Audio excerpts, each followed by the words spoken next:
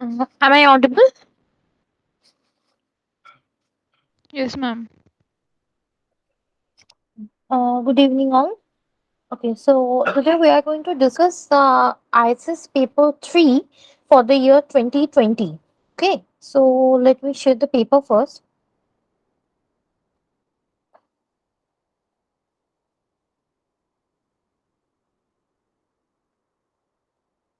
Is the screen visible?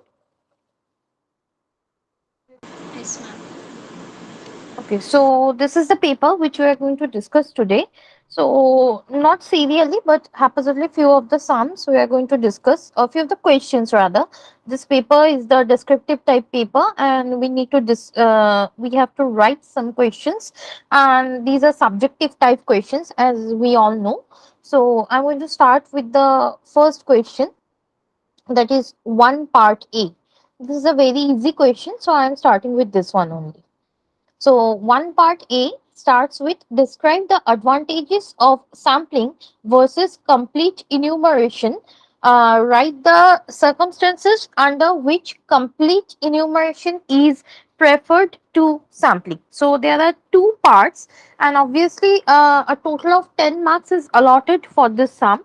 And as you can see, that we need to split this 10 marks by ourselves, and obviously the first part is going to take the major portion of the question, and the second part will contain the less amount. Okay, so first we need to describe advantages of the complete sampling versus like the sampling versus complete enumeration. Okay, so for this thing, what we have to do, we have to first briefly describe both the things, like what is sampling and what is my complete enumeration. Then we have to go point by point, that what is the difference between this complete enumeration and this sampling. Okay, so let me discuss the advantages of this sampling versus complete enumeration. First of all, we need to know that what are the advantages of sampling and what are the steps involved in sampling. So basically, the advantages of sampling is like it will take less time in terms of money, in terms of manpower, and also in terms of let me write this for you guys, just a minute.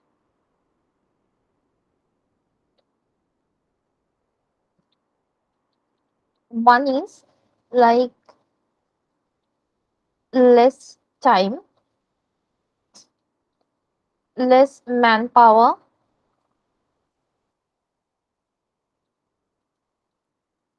and less cost. These three are the main thing which comes under point one. So I will say less time. Like suppose I want to deal with a population of size capital N equals to 100. Rather, I am choosing a sample of size N equals to 25.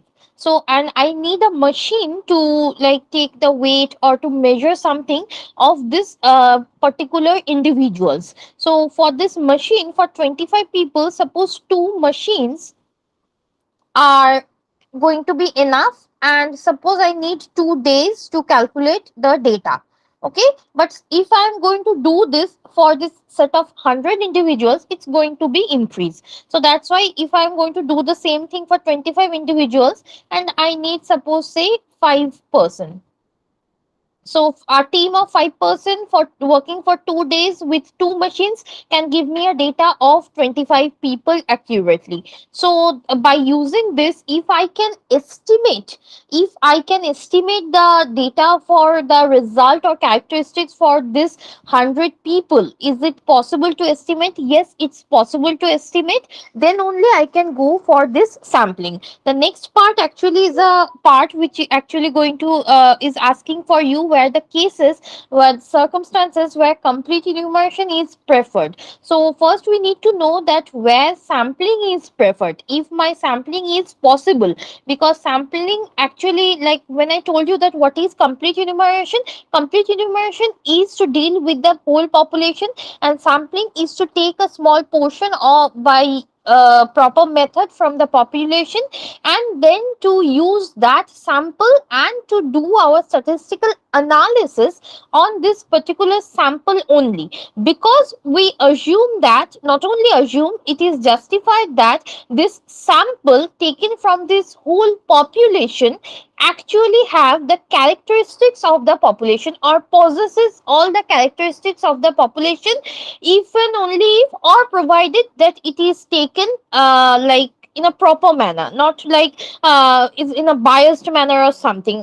You know all the methods, so I'm not going into that details. So that's why sampling versus complete enumeration, we know that these are the major points, like it will take less time, less manpower, and less cost. Point number two is like accuracy in result. So let me write.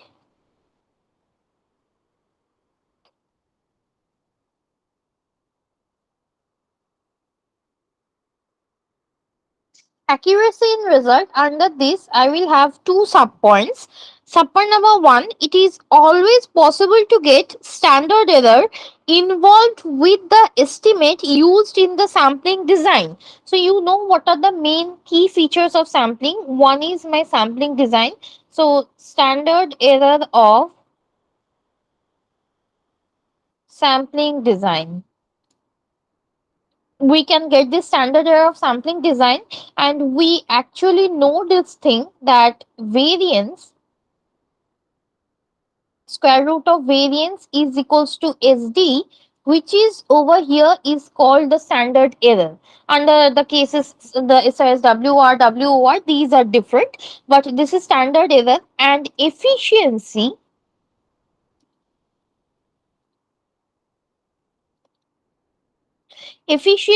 in terms of mathematics is basically 1 by variance. So this is the two things. So how well the process is working, the sampling procedure is working, so that is taken care by this measure efficiency. So if my standard error, to some extent my variance, if I get my standard error in a reverse way, I can get my variance, and I can judge the efficiency of the process. So basically they are saying that it always possible to get the standard error involved with the estimate, like whatever estimate we are using, like whatever statistic, standard error of of the estimate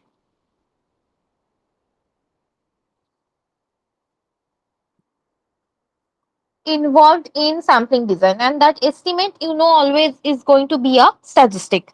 So the standard error involved in the estimate, and we can actually measure the efficiency or accuracy level with it, number one. And number two is basically the like control of non-sampling errors.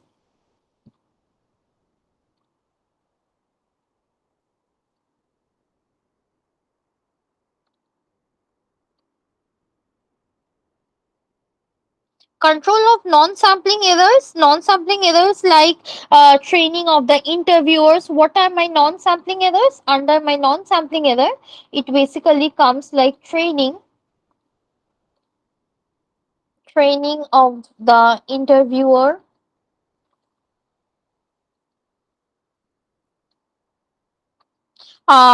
maybe the good quality machines,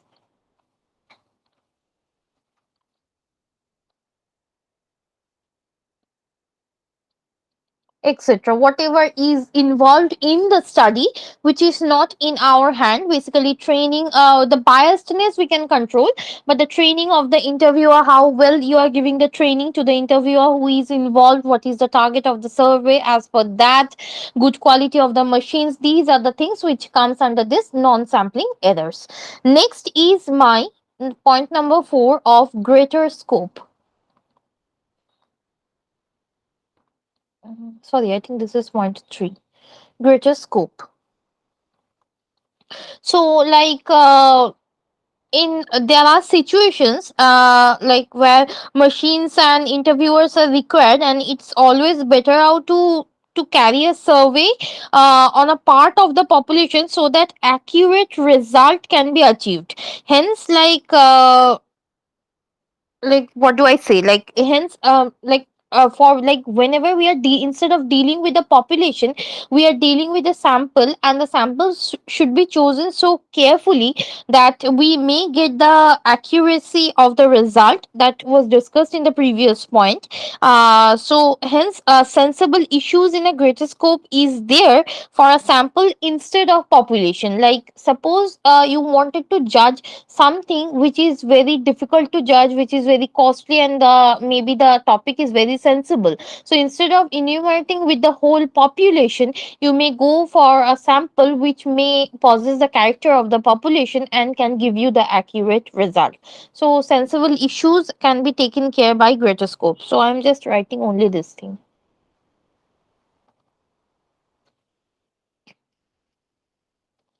Next is size of the population.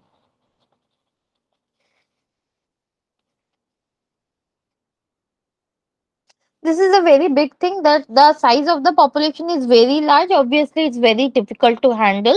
Like we can't handle the population if the size of the population is itself very big, and if the population size is 2, 3, 4, 5, then we can deal with the population itself. So this actually a very important point which is connecting to the second part of my question. I am coming to the detailed discussion later. Next, point number 5, which we called the deduction in cost, which I have already discussed, but still if you want, like you can elaborate it like units, what I said. And now a last step is destructive testing.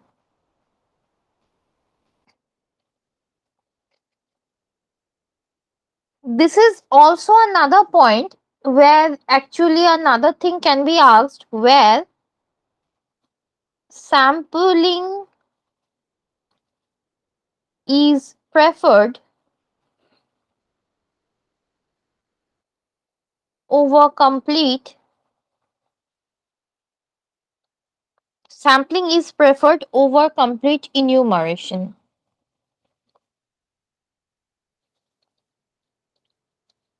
So destructive testing means, like suppose testing of firecrackers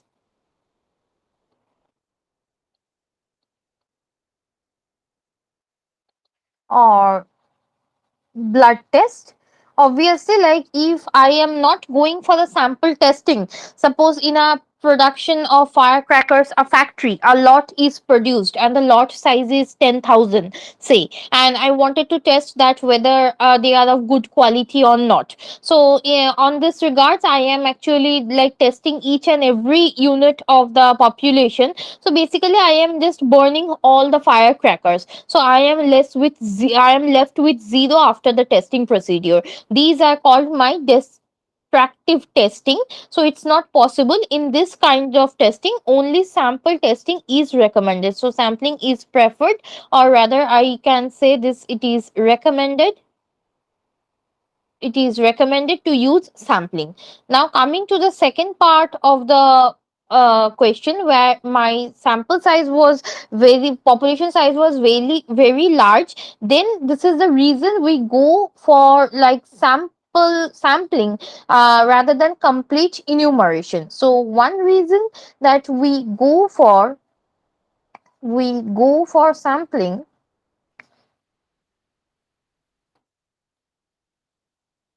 from complete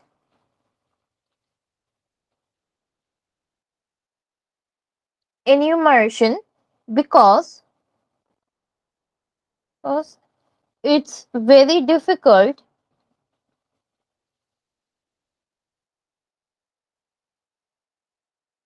to deal with the whole population. It's very difficult to deal with the whole population. So because of the above points which we have already discussed. So since we know that the sample possesses the characteristics of the population, assuming that we can do this thing, not assuming that, basically it's true. When we go for the inferential methods like estimation and testing, it's true. So basically this is the thing. But when we recommend like complete enumeration, so let's do this.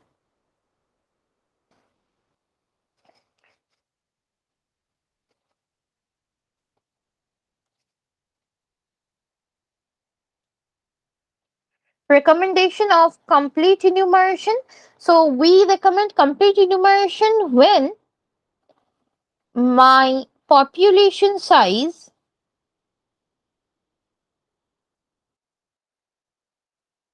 is small.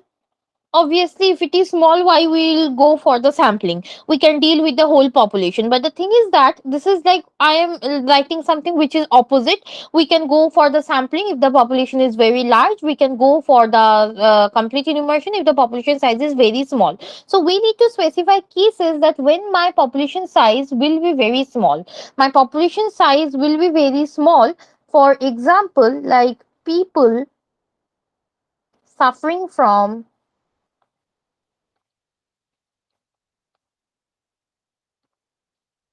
rare disease.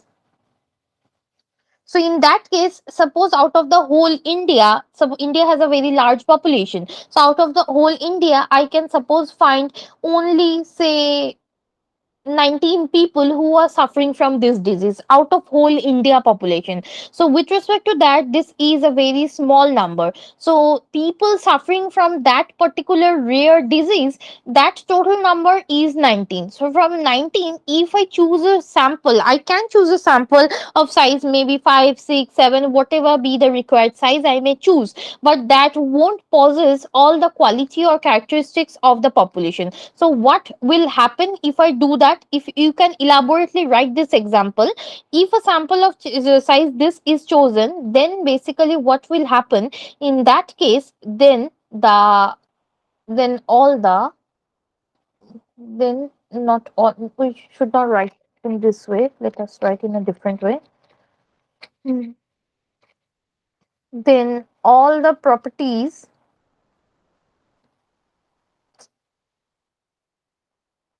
then all the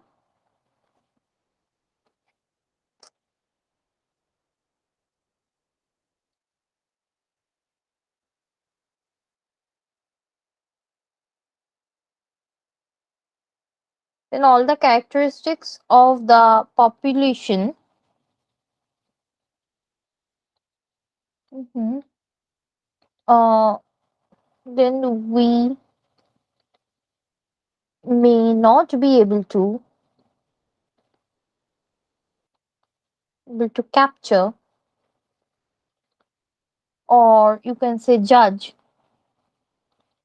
all the characteristics of the population from the sample,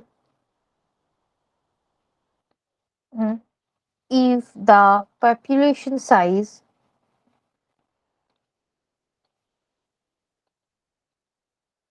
is small.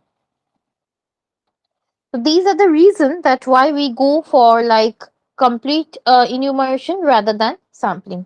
Is question 1 is clear? Yes, ma'am. Okay. Next, going for since I'm dealing with sampling, so I'm going for this question. Question number B. Define simple random sampling with replacement and without replacement. In simple random sampling without replacement, show that the sample mean small y bar is an unbiased estimator of capital Y bar, the population mean. Derive the variance. Also find the standard error of the estimate of population total. Okay, so there are many parts of this question, so we need to deal one by one. Define simple random sampling with replacement and without replacement. So if you have seen the question of 2021, there is another question also, define simple random sampling with and without replacement, which contains much more marks than this one. So there are many subparts, so we can assume that this particular portion contains a minimum marks. So there we can discuss it in a very briefly. So what we are going to discuss is basically SRS. One is with replacement, one is without replacement. For with replacement, if my population size is n, my sample size is capital N. If my here also, if my population size is n, my sample size is capital N. So since in with replacement we are taking one sample and returning it back. So it always like whatever we are doing, the main population size remains same, and each and every draw, the probability of drawing a sample also remains same. So basically, what is the like total number of all possible samples in this case with replacement? Can you define this?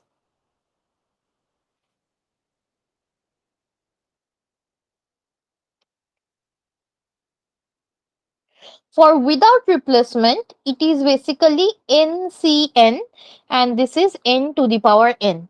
So let us justify this with a small example. We are going to take a single example and going to justify this.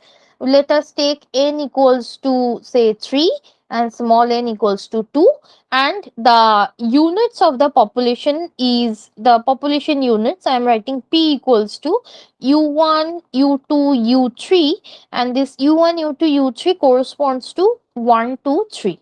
Okay, so I will choose a sample of size 2. So the set of all possible samples,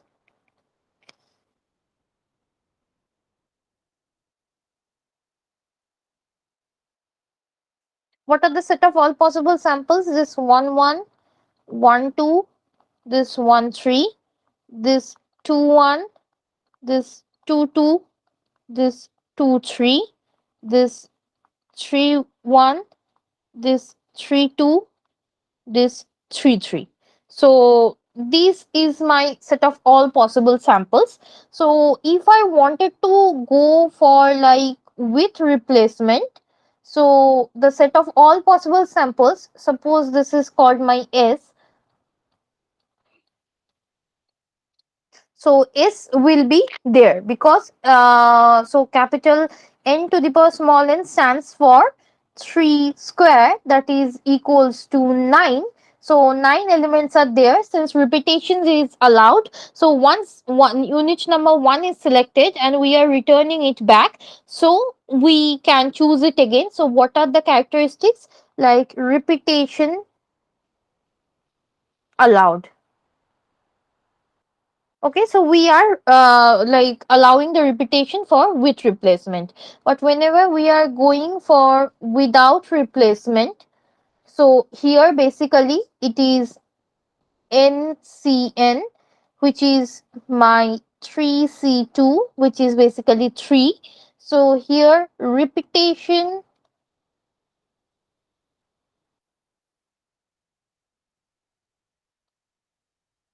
not allowed. Repetition not allowed. So in this regard, if repetition is not allowed, then this 1, 1, 2, 2, 3, 3. These terms we are not taking care into. And if I am considering term 1, 2, then I am not considering term 2, 1.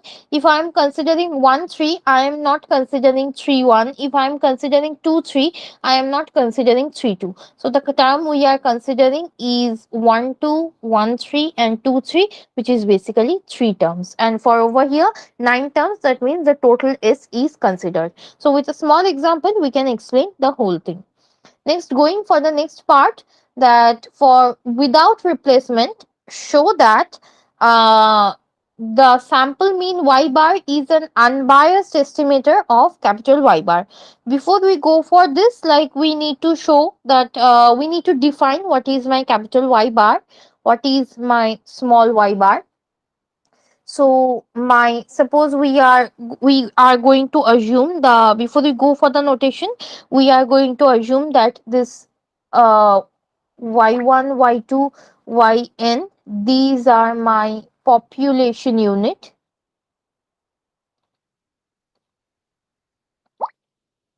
These are my population units, and then we are going to say this y1, y2, yn, these are my sample units. Okay, so these are population units, these are sample units. Y bar is equals to 1 by n summation yi, I running from 1 to capital N. This is my population mean, and small y bar is 1 by n summation yi. This is my sample mean. So as per the question, we need to say for without replacement, the sample mean is an unbiased estimator of the population mean. So we need to show that expectation of small y bar is equals to capital Y bar under SRS WOR capital N comma small n. Okay. So we're just defining these two notations because these will be enough for like for this question only. So if later we are going to define the other notations like whenever we are going to go for the variances. Okay, so let us start defining this particular thing. So we are going to start with expectation of small y bar, which is basically expectation of 1 by n summation yi. So 1 by n comes into, since this is random sample, so expectation can go into inside, and that is now we are going to find what is expectation of y. Now expectation of this yi is basically, we know the formula of expectation is value into corresponding probability. So j running from 1 to capital N some yj into probability some yi equals to some capital Yj, and this is my first order inclusion probability. So that basically means that this yi is a sample unit which basically corresponds to some of the population units. So suppose I have U1, U2, U3. Three are my population units. So, and I need to choose a sample of size say 2. So, suppose U2 is chosen in my first position. This is my first position and this is my second position. So, my first sample is U2, which is corresponding to the second unit of the population. So, that in this manner, like this is the probability that this is a sampling unit which is actually equals to a particular population unit, and that probability is nothing but 1 by capital N, and that is the value into corresponding probability formula of expectation that's going to give me capital Y bar. So basically I am giving a star over here. So expectation of small y bar is equals to 1 by n summation of expectation of small yi.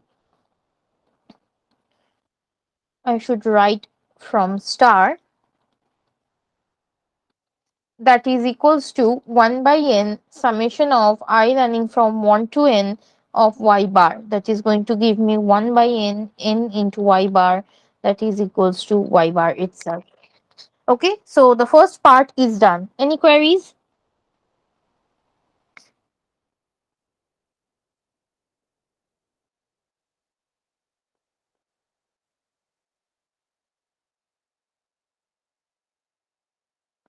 Am I audible?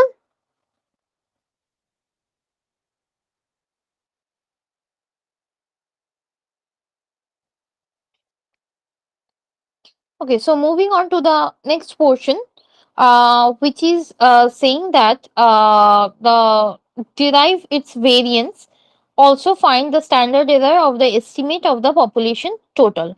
Okay, so let us go for the variance first. So we need to find the variance. So variance of small y bar we need to find. So variance of small y bar. So let us start this. So variance of 1 by n summation yi,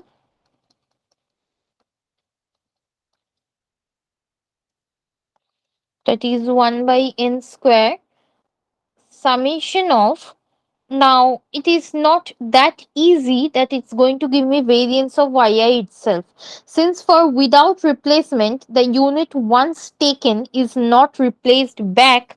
So basically in that case it is variance of yi plus double summation over ij, I less than j, covariance of yi yj. You can write I less than j, I not equals to j. I basically prefer to write I not equals to j. I will tell you the reason why. Because if I am writing I not equals to j, basically I am actually not calculating both the terms again. So they are separated and their order is calculated twice. So if you are writing I less than j, then you should put a 2 over here. If you are writing I not equals to j, then you should don't need to put a 2 over here. Okay, so we need to calculate these two terms separately. So let us mark this as star. Now go for calculation of variance. Now variance of yi is expectation of yi minus e of yi. This thing whole square for all I obviously. So it is expectation of yi minus this expectation of yi is capital Y bar, this whole square, and this is nothing but summation over, you know, the value of like j running from 1 to capital N. This is y I, this is like yj minus y bar, sorry, yj minus y bar whole square into probability yi is going to correspond to some yj. This probability again is like 1 by n summation j runs from 1 to capital N yj minus y bar whole square, which is nothing but my sigma square. So let us take this as 1. Next is my covariance yi yj for I not equals to j. Okay, this is the thing that is equals to expectation of yi minus expectation of yi,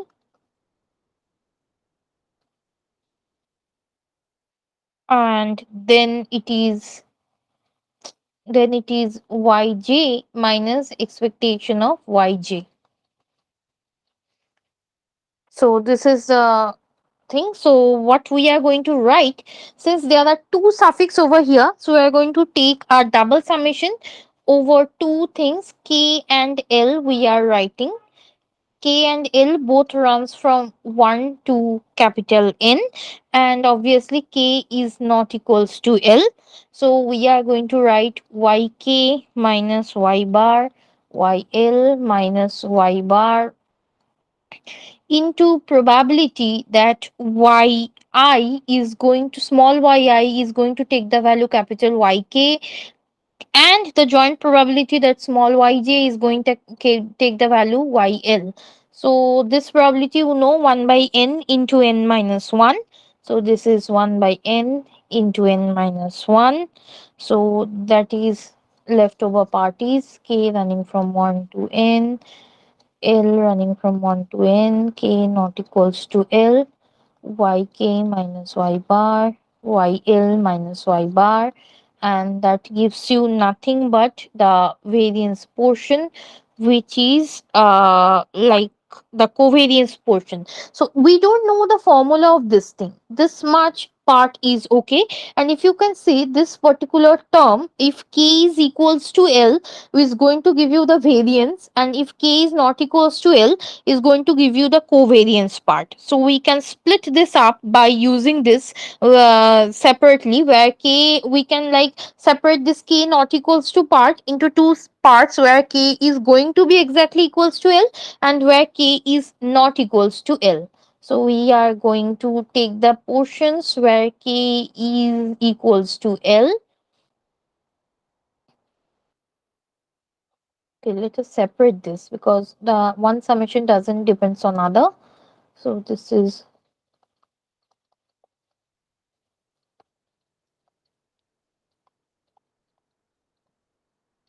minus summation. I can take any suffix. So yk minus y bar whole square, where k is equals to L. So this is the thing we have.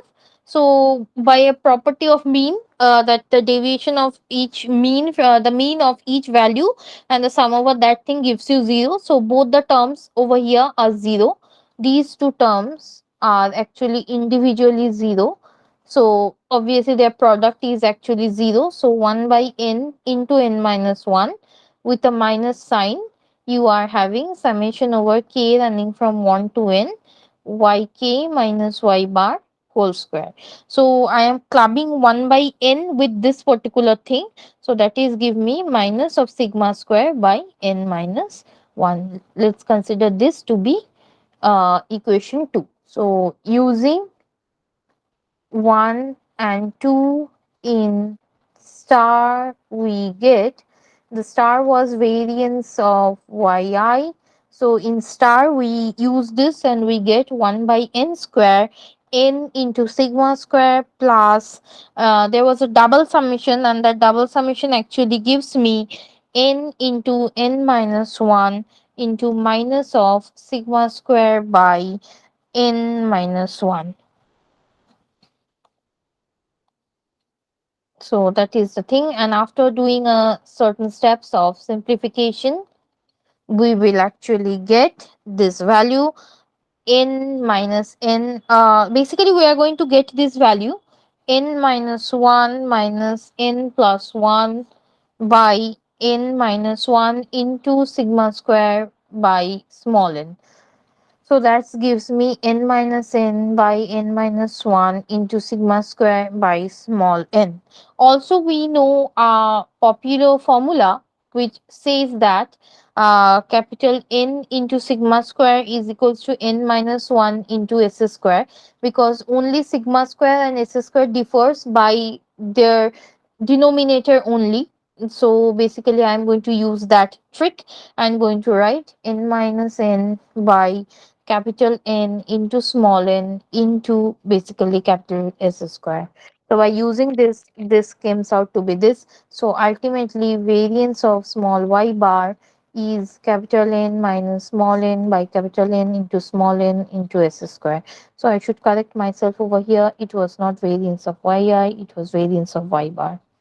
I just wrote it wrongly. It was variance of y bar.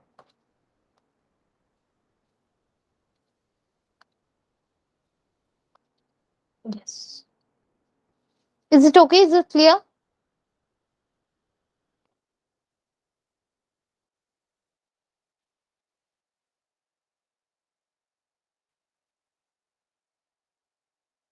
The next part is basically also find the standard error of the estimate of the population total. So what is my population total? My population total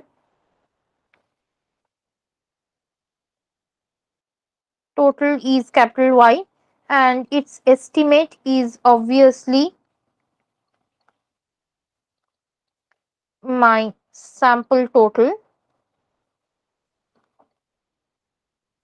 small y.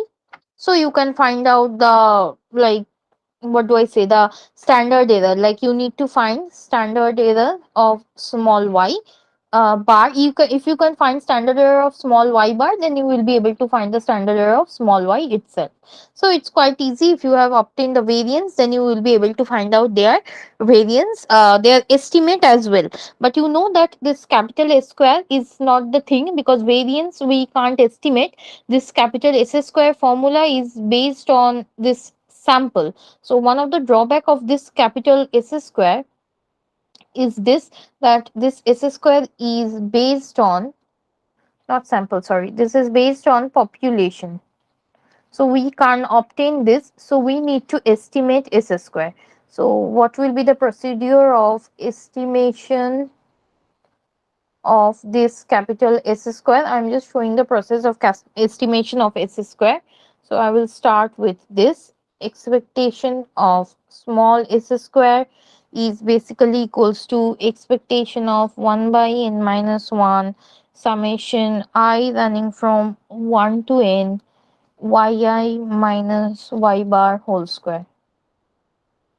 This is my expectation of, like, a small s square. Now we need to find out the expectation. So it's pretty easy, 1 by n minus 1, and we just need to simplify this thing a little bit. Summation over yi square minus n y bar square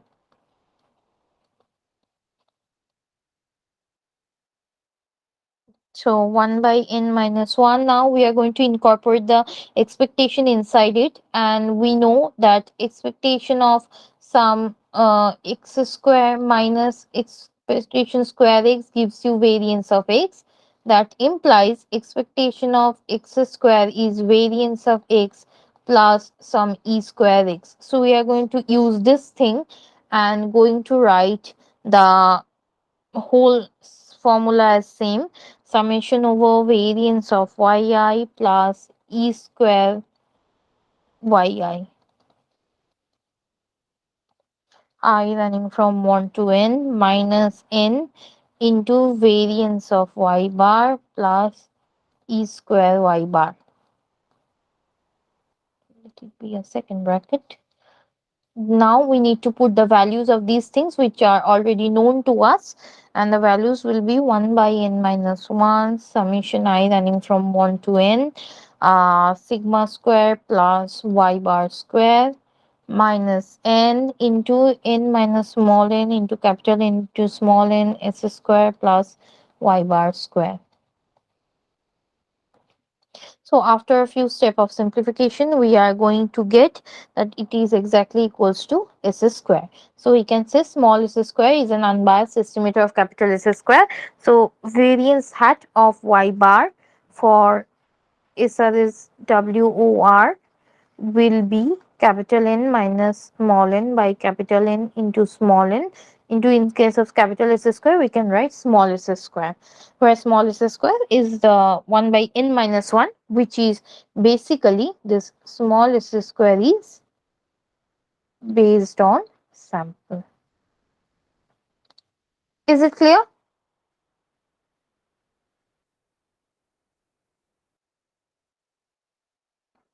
Okay, next moving on to another question. Let us consider a very small question.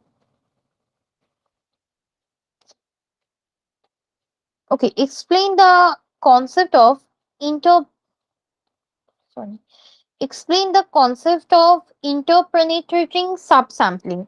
So interpenetrating subsampling is like it comes into consideration under, what do I say, like under systematic sampling and under cluster sampling. Many other cases are there where we use this interpenetrating subsampling. So what is this interpenetrating subsampling is, so if a sample is drawn from a population in the form of two or more subsamples according to the same sampling scheme, such that each subsamples provide a valid estimate of the population parameter under consideration, then the subsamples selected are called interpenetrating subsample. Okay, so let me write this thing. What I am stating is actually a proper definition of interpenetrating subsample. So let me write this.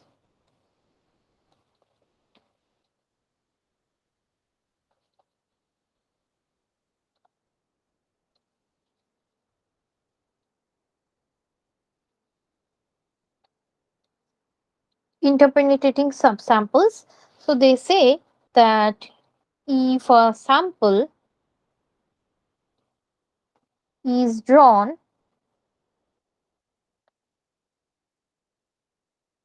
from a population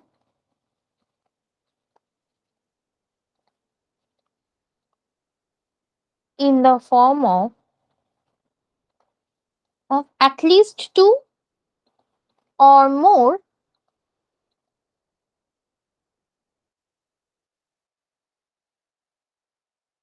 subpopulation, and according to the subpopulation, according to the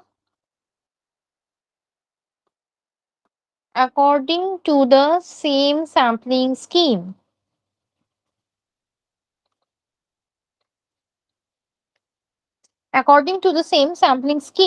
then such that the subsamples, each and every subsamples provides a, such that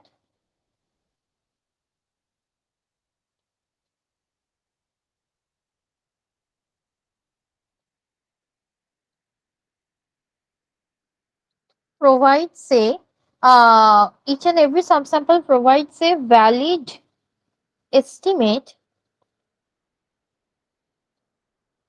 of the population parameter. So this is the thing. So each in under consideration. Then the subsamples are called basically interpenetrating subsamples. So these subsamples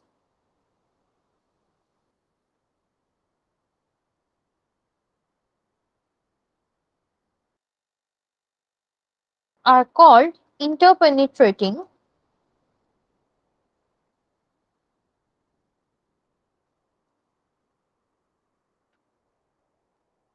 subsamples. Okay. So these subsamples are basically called interpenetrating subsamples. So let us define it in a more, like, this is the proper definition. So suppose this subsamples, and one of the main thing, what are the key points, that subsamples are may or like are, no, I should write it in this way. Subsamples may or may not be selected independently. This is one thing. And the one of the main advantage of drawing independent subsamples is that one can obtain an unbiased estimator of the variance of the estimate. So if they are independent, so we can obtain an unbiased estimator of the variance of the estimate, obviously. So this is one reason. And suppose like we have for the population parameter concerned, we have this we are explaining with an example. Suppose we have k like estimates. Okay, we need to estimate k things. So let us write these things.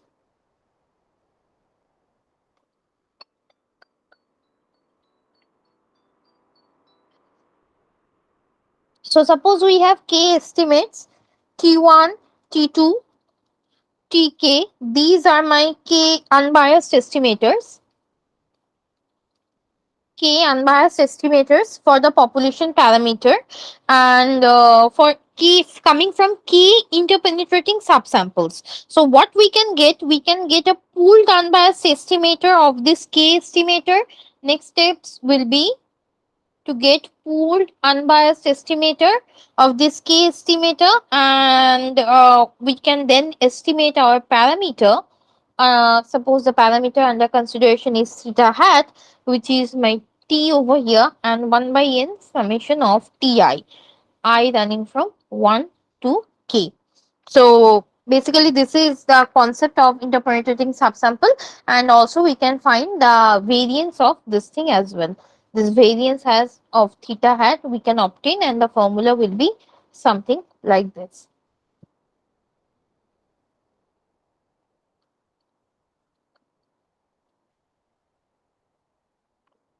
Is it okay? Yes, ma'am. Okay, so last and if you want, you can actually show this derivation as well. If you want, actually, let me show the derivation of this variance as well. It's a 10 marks question, so you should show this. This expectation of variance hat of this theta hat is basically 1 by k into k minus 1. That is expectation of summation of ti square minus kt square. Just written it in a very simple way. Then 1 by k into k minus 1 is summation over expectation of ti square minus k into expectation of t square. Okay, this is the basic thing, this summation over I. Now we need to put the values. 1 by k into k minus 1. So we don't know the value of expectation of ti square. Same trick, variance of ti plus e square ti. This is one thing. Minus k, again we don't know expectation of t square. We will use variance of t plus e square t. The same trick we are going to use. that is equals to 1 by k into k minus 1. Now we know the values of this thing. Variance is sigma square, this is theta square, and for this summation, we runs from 1 to I running from 1 to k. It's over here minus k into this variance is k sigma square by k, and this is plus theta square. So now ultimate simplification 1 by k into k minus 1, and this is basically going to give you k minus 1 into sigma square plus k into theta square minus k into theta square. That is finally going to give you sigma square theta hat. So this is the value of variance of theta hat. Is it clear?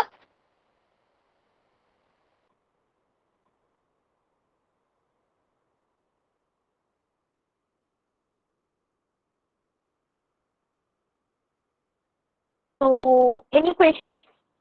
So we have discussed so far this three part A and this one part B fully, two part B and one part A totally. Any other queries?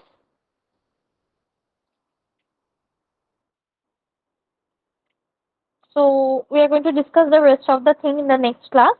So I am just doing the stop sharing over here.